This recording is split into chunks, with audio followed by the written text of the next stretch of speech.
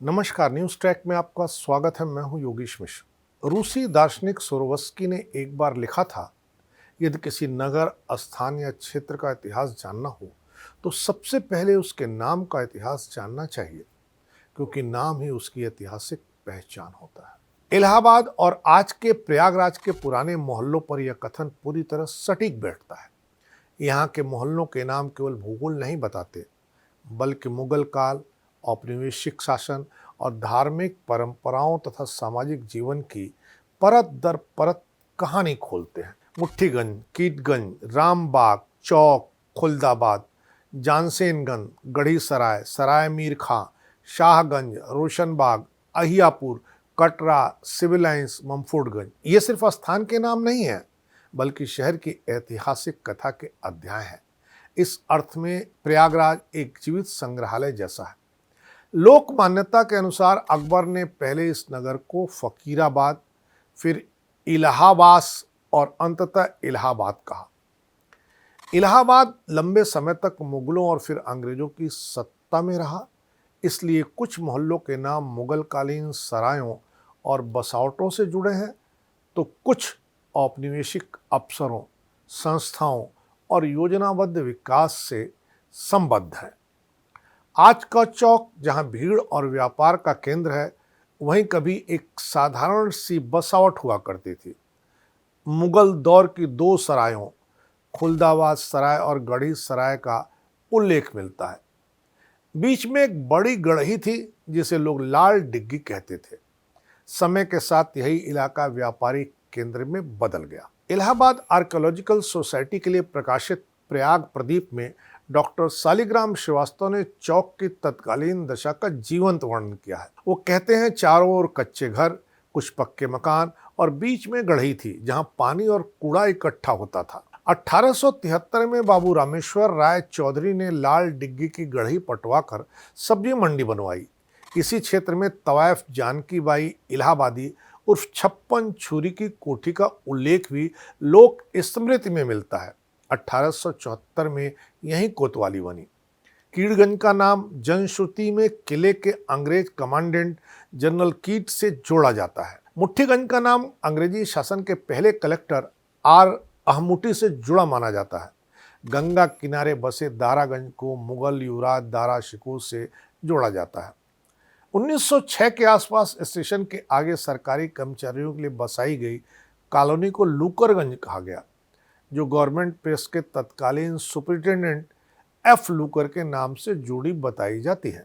1864 के आसपास collector William Johnston ने चौक की पुरानी बसावट हटाकर नया बाजार और पक्की सड़क बनवाई, जो आगे चलकर जानसेनगंज कहलाया। कोतवाली के पीछे रानी मंडी का नाम महारानी विक्टोरिया के शासनारंभ से जोड़ा जाता है।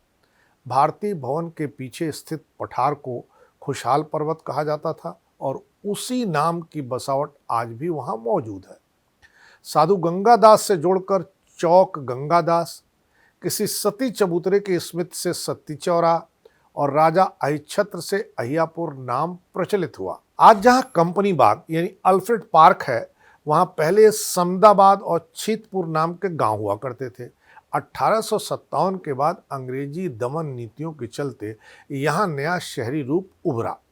सर विलियम म्योर के समय इलाहाबाद में high court, government press, Roman Catholic church, All Saints Cathedral और म्योर सेंट्रल कॉलेज जैसे संस्थान बने।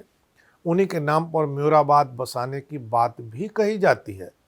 1913 में चौक और जानसेनगंज के बीच स्थित घंटा घर का निर्माण राय बहादुर लाला रामचरण दास और उनके भतीजे लाला विशेश्वर दास ने अपने पुत्र मुन्नीलाल के स्मृति में कराया।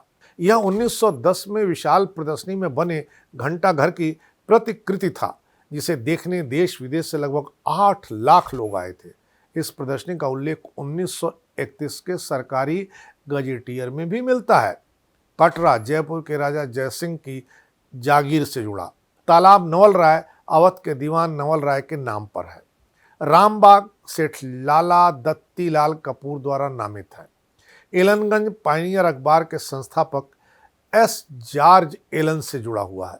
ममफोर्डगंज नगर निकाय से जुड़े ममफोर्ड के नाम पर है। चौक के पास स्थित सराय मीर खां बाद में लोकनाथ के नाम से अधिक प्रसिद्ध हुआ। इसी परंपरा से मीरापुर और मीरगंज जैसे नामों के जुड़ाव की संभावना कही जाती है। हालांकि इसके लिखित स्पष्ट प्रमाण उपलब्ध नहीं है। सिविल लाइंस का विकास 1858 से शुरू हुआ। पहले इसे कैनिंग टाउन यानी कैनिंगटन कहा जाता था। आनंद भवन के आसपास अधिकारियों की बसावट के कारण कर्नलगंज नाम चला। बाद में छावनी क्षेत्र अलग हुआ। थार्नहिल रोड जैसे नाम औपनिवेशिक प्रशासन की याद दिलाते हैं। धार्मिक आधार पर कल्याणी देवी, अलोपी बाग, सूरज कुंड, अतर सुइया जैसे मोहल्ले बने। व्यवसायों से जुड़े नामों में ठठेरी बाजार, बजाजा पट्टी, गाड़ीवान टोला, भुसौली घास पट्टी शामिल है।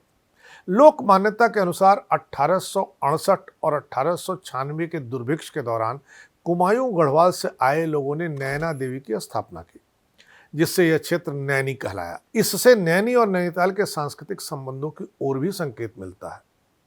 प्रयागराज के मोहल्लों के नाम बताते हैं कि इतिहास केवल किलों और युद्धों में नहीं, बल्कि गलियों, बाजारों, तालाबों, मंदिरों, सरायों और संस्थानों में भी सांस लेता है। यह इतिहास लिखित अभिलेखों और लोक स्मृति दोनों से मिलकर बनता है, और दोनों से मिलकर के बने हुए इतिहास को समझने के बाद ही किसी शहर को ठीक से समझा जा सकता है। इस बार इतना ही। अगली बार फिर मिलेंगे किसी नए सवाल पर नए ढंग से बात करने के लिए। तब तक के लिए नमस्कार।